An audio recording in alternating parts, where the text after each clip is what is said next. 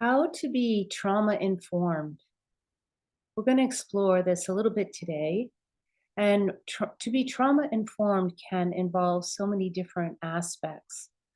But in my experience, being somebody who is recovering from trauma, many different levels of trauma throughout life, and also having children that have had significant birth trauma, my lived experience has given me a great deal of information in how to navigate trauma, in addition to being trained as a therapist who is very sensitive to trauma. And I think it's really my children, who are now 26, 26, and 28, a lifelong of their lives, attending to them, but also having a childhood of experiencing and noticing and seeing and witnessing a great deal of trauma. I was actually one of those little Catholic girls that would cross herself every time she heard a siren because something inside of me was kind of perhaps a little bit alarmed by that.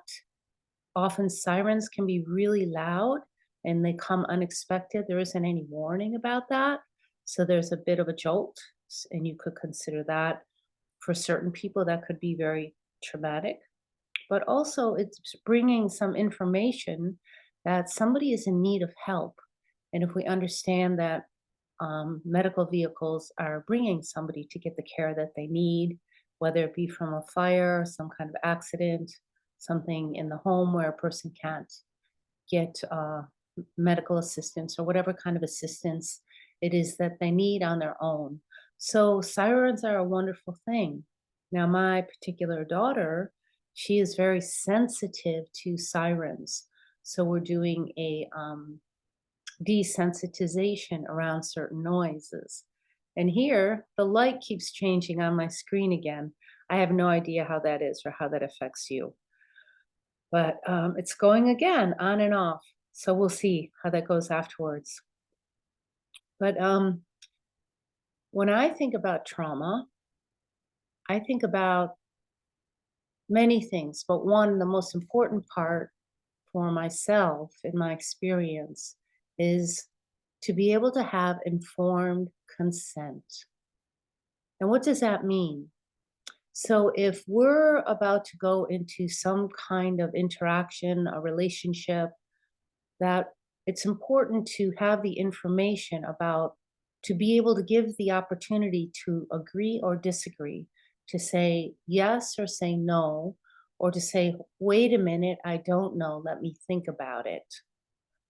And then this way, often the shock of something going differently than what you thought you agreed to is less apt to happen. But also, it's like so important to get a chance to explore, what am I getting into? What are you asking of me? And often, this kind of informed consent doesn't happen.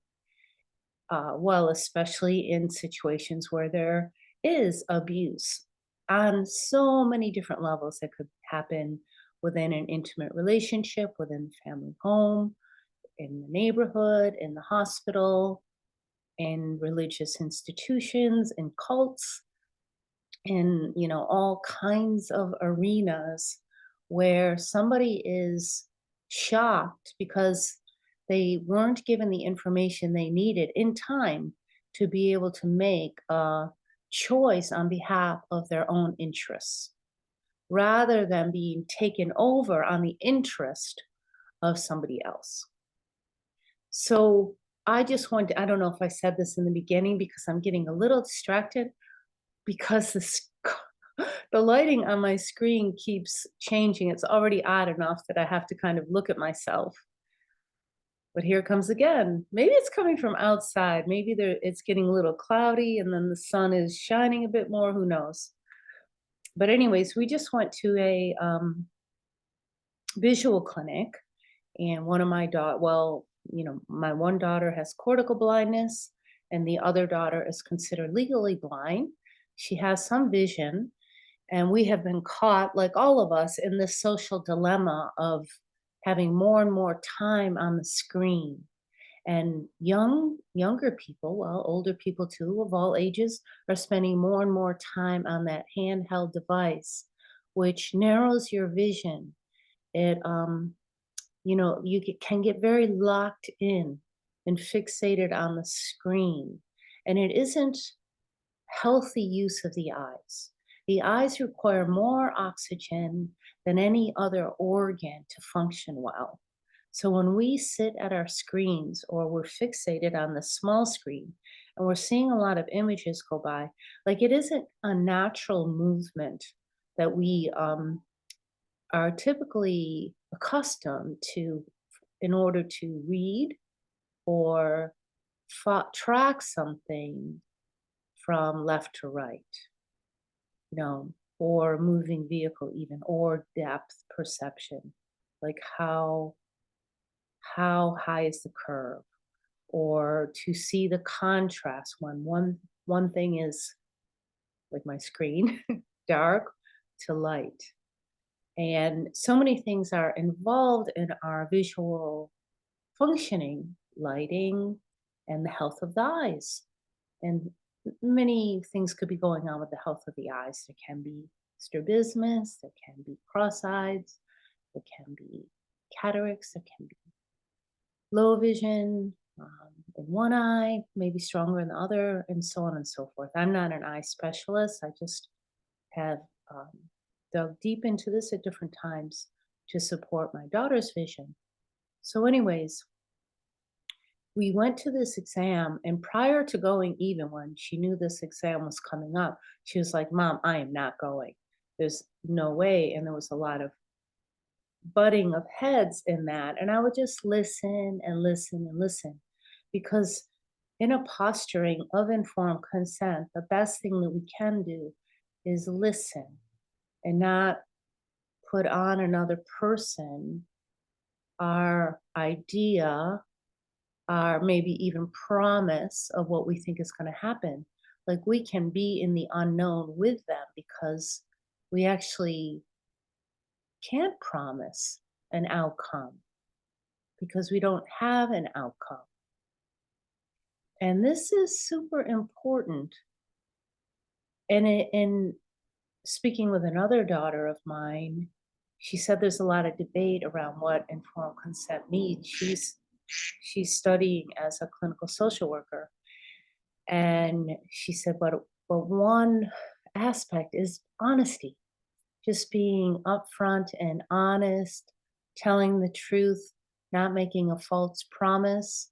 Like even sometimes the truth is hard, but getting the truth is is better than giving a false pretense, offering an illusion that it's never going to happen, and then it's going to let a person down. And that can be really shocking to any human being because we're sensitive. And if we've been given a promise of some kind of connection, connecting to an event, to a person, to a place, for something to happen that we're looking forward to. And then that hope is never given, like kind of the old alcoholic father who always promises that next year my ship will come in and all the gifts will be underneath the tree and everybody will get what they want, and year after year after year after year. So then when Christmas comes around and still the house is empty, the papa isn't home, nobody is like really showing up. There's a that's traumatic for a young child because a promise has been made and it hasn't been upheld. So you can break that down and it can happen on all different kinds of levels.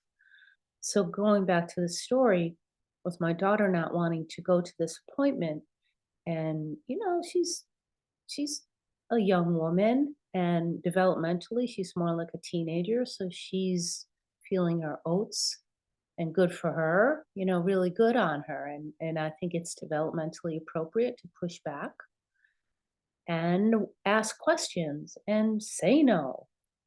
So I'm listening and I'm listening and listening. So I'm saying, so what are your concerns? And let's make a list, let's write everything out and give me, everything that's important to you. And we'll just write it all down. And I can send an email in advance to the clinic to inform them about what your needs are. We can make any requests that we want. So we did that. So by the time we went through all of this, the actual information that we had to give was less because she got to be heard about this entire concern of hers, like her hesitation, her prior trauma that was informing this kind of resistance to go into another medical situation that had been traumatic for her in the past. So I get it.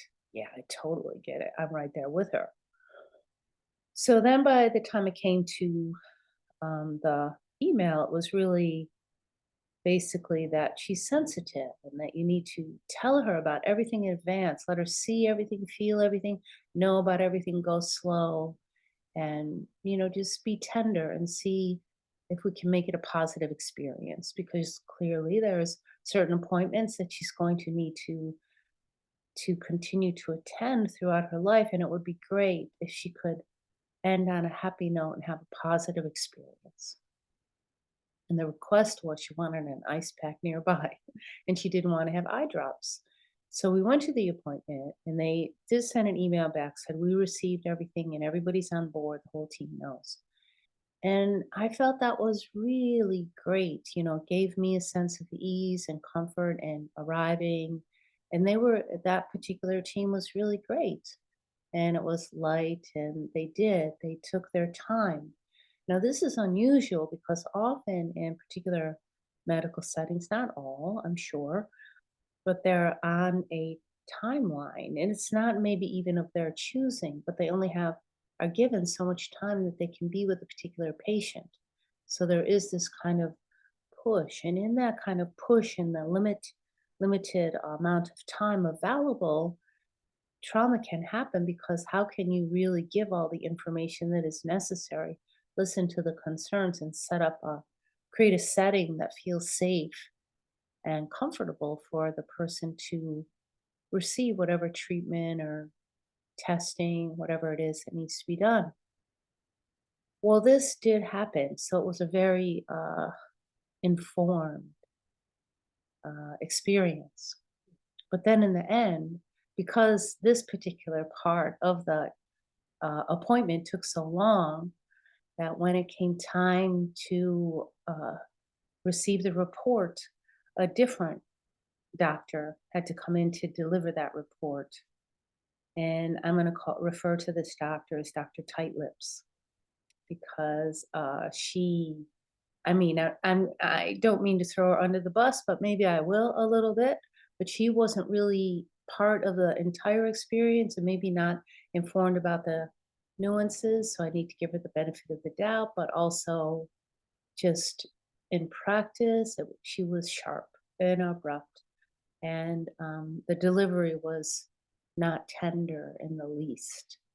And my daughter, the one thing that this doctor had going for her is she did speak to my daughter as a mature adult woman and didn't really treat her as somebody who wouldn't be able to understand what she was talking about. So I give her that credit. But it was sharp information, a lot all at once. And most people who have special needs, probably, and just all of us in general, when we're getting difficult information, we need to have it in bite-sized pieces, just like little chunks to be able to digest and assimilate, like a pause here, and maybe even the person who is giving the information can say, how's that landing with you? Are you ready for some more? So our Western medical system isn't really set up this way to kind of do a more that's medicine in itself right there. So then you're in a medical system and you're receiving medicine just by giving somebody bite-sized pieces of information and checking to see, like, has that landed with you? How is it? Are you ready to proceed? Do you need some more time? Do you need to have a break? Those kinds of things where it really can develop a relationship of trust, and that person can receive that information and say, yeah, that sounds like something I can consider. Well, what happened with my daughter, because it came so quickly, she sat there and I could see her, like, her breath was getting shorter and she was doing what she does a lot, fidget with her lips. If it were me, I'd probably bite my nails a little bit, but she was like doing this thing and sitting there, and I could see her like starting to fume inside. And I've seen this a lot. And I'm like, okay, I'm just there waiting, like this is gonna get good. And I'm just waiting and listening and waiting and listening. And Abby's just being really quiet, fiddling with the lips. And then it comes. You're wrong. I think you're wrong. You don't get me. You don't know me. I need you to stop. And I was like, and then she talked about her own experience from birth. Like, I was born like this. I have retinopathy of prematurity. I've had surgeries. They didn't help me. And I'm not, you're not going to change me and fix me. This is who I am. And you don't know me. You're wrong.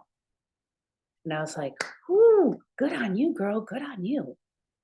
So she sat there still quiet. And the doctor was like, thank you for that. And she was going to go out and get a stronger prescription.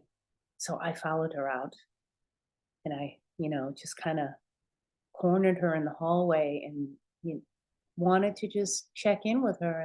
And just, I asked her, I said, it's probably difficult to give hard information, but I think the approach could be a little more gentle. We could, what do you think? And I said, I think it would be really beneficial for us to end this appointment underlining her strengths, accentuating the strengths, and kind of softening around the pathology, and not have this be pathology focused, because the entire appointment has not been that way and she's been doing fantastic. So let's be sure to let her know that. Perhaps we can call in some of the people that have been with her for all these hours and let them speak to her about the positive aspects of what has been happening and how she has showed up for something difficult and she stayed through it, and just underline the strengths, and not to make any promises, like even with the stronger prescription, that somehow is going to make things different or better for her. We don't know that. And that other options for kind of a treatment plan weren't really explored. Resources were, but there wasn't any discussion about vision therapy, which is something we've utilized a great deal in the past. Neurological development, which is also something we've used, and have improved her vision enormously until it came to the cell phone usage, and that's been a setback. So I think it can be recovered. So speaking, I'm Prajna O'Hara, speaking about informed trauma, which is really informed consent. But I need to go now. My alarm went off. If you like it went off twice, in fact. If you enjoy my channel, please subscribe, like. I enjoy reading your comments, and see you next time. Have a wonderful day.